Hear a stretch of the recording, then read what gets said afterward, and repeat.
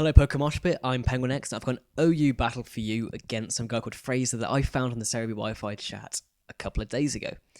So, I know what you're thinking, Staraptor Wi-Fi chat, this can be a really shit battle, it's just going to be this PenguinX guy beating this guy and taking the mick out of him. But no, it's not actually like that, it's a really, really good game with some incredibly good prediction from both of us. So, let's get started.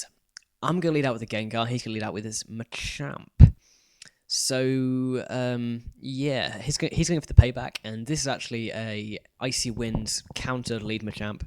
No, Icy Wind counter lead Gengar, there we go, which I first found out about on Smogon a couple of weeks ago. And since then, it's been really, really useful, actually. Counter lets you beat Machamp. Icy Wind and Shadow Ball lets you beat stuff like Aerodactyl and Azelf. Taunt lets you just stop Swampert and Shucker Heatrans from setting up the SR. It's just generally really useful. So he's going to go into his Flygon now, which shows me it's going to be Scarfed. I thought he's trying to bluff the Scarf, which is, I suppose, is kind of a good move, but not really this early in the game, because if I just stayed in and went for the Shadow Ball, then he would have lost like 40%, and it wouldn't have been great for him. So I'm going to go into my Starmie now. Here's Ebinks and a Heatran. From the U-turn, and he's going to go for the Stealth. I'm going for the Spike. That's a very, very risky play for me there. I was hoping it was going to be a Shucker Tran, because Machamp and Shucker Tran are quite like potent lead combinations. So that's a very, very risky prediction by me, but it did pay off because the Spikes will actually help out loads later in the battle. So I'm going to go to Starmie now to try and just force out that Heatran, because he's not going to want to take a Surf to the face. I'm going off the Rapid Spin, predicting a switch. He brings a Suicune, which is great because I get to get rid of his SR. And I'm going for Thunderbolt. You can predict that and go into Flygon. So I'm going to predict the U-turn, going to Starmie, and he does go for the U-turn. He's going to bring in his Heatran, I'm guessing. Must be. Yes, he's going to bring Heatran. Ugh.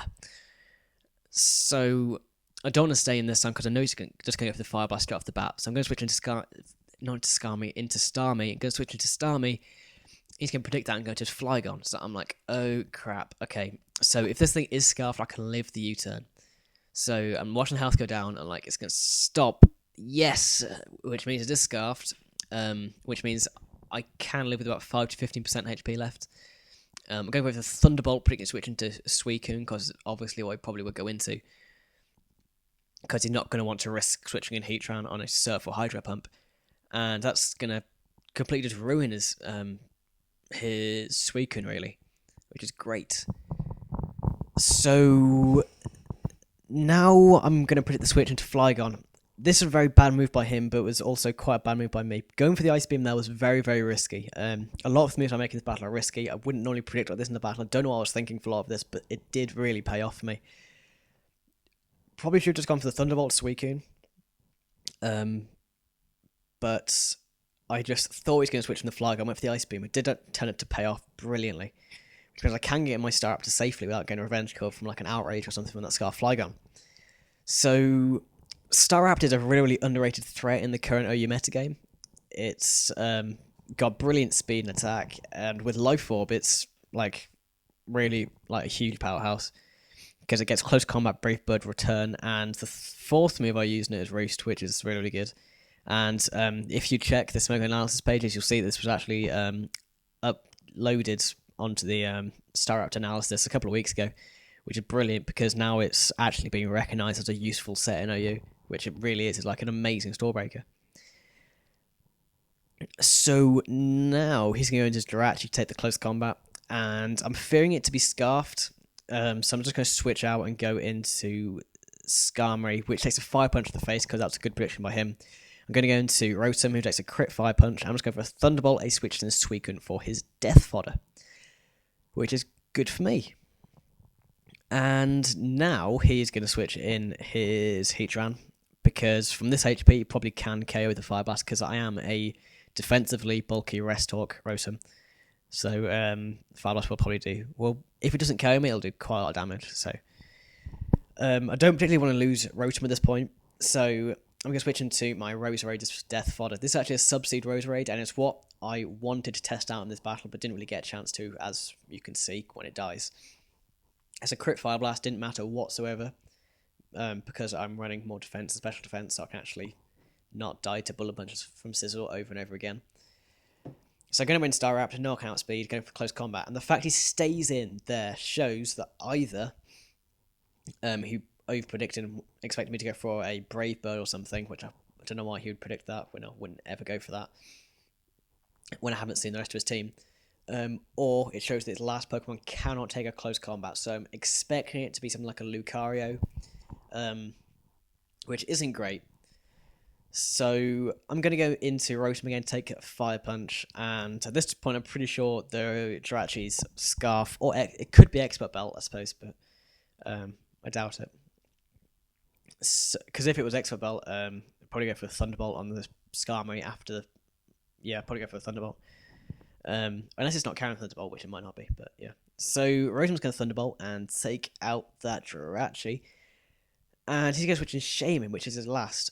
And this is kind of problematic for me, because Life Orb Shaman is a pretty huge threat, but luckily for me, and really, really bad for him, he misses that Seed Flare, which would have taken out my Rotom quite easily.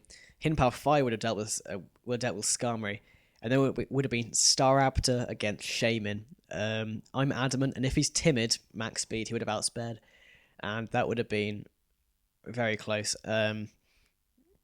If he's carrying like Air Slash or something, or yeah, it depends how much his Seed Flare would have done to me. I doubt it would have KO'd my Staraptor because it's not really frail, but it's not exactly bulky. But yeah, that would have been a really close end to the battle. But yeah, that paralysis really did ruin it for him. So that is the game, and yeah, so this is hopefully my first PokeMoshPit upload if it does get chosen to be uploaded. So I am PenguinX, and my opponent was Fraser, I think. Fraser, yes. So here are our teams. My team was put together very, very quickly, just because I wanted to test out that Roserade, and I just replaced it with my Shaman, and that really did bring up some pretty big weaknesses in my team. So I'll have to change that back a bit. His team seems to be fairly standard. He's got the Firewater Grass Core, and then a Scarfed Dragon, and then just Jirachi, Machamp. Yeah, so no spin blocker, but... So he's even a pretty standard team. Props and slops. Props. Starmie. I did some really good prediction from Starmie there. First with the prediction into Suicune, and then into Flygon, which was really, really good, which meant that Flygon was out of the game early, which meant that Staraptor could effectively sweep his team. Although it didn't actually have the potential to, because it turns out his Jirachi wasn't actually Scarfed. It was an Expert Belt set, and it wasn't running max speed or Jolly. It was running, something else. Not a plus speed. It was a plus attack nature, which was strange. An Expert Belt Jirachi, but yeah.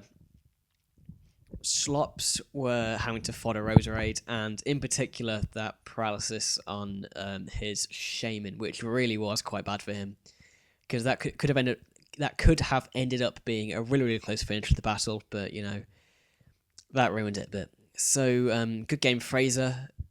Comment if you like the battle, like if you like the battle, and if you want, come up to me at QuackPenguinX. So I'll see you all later.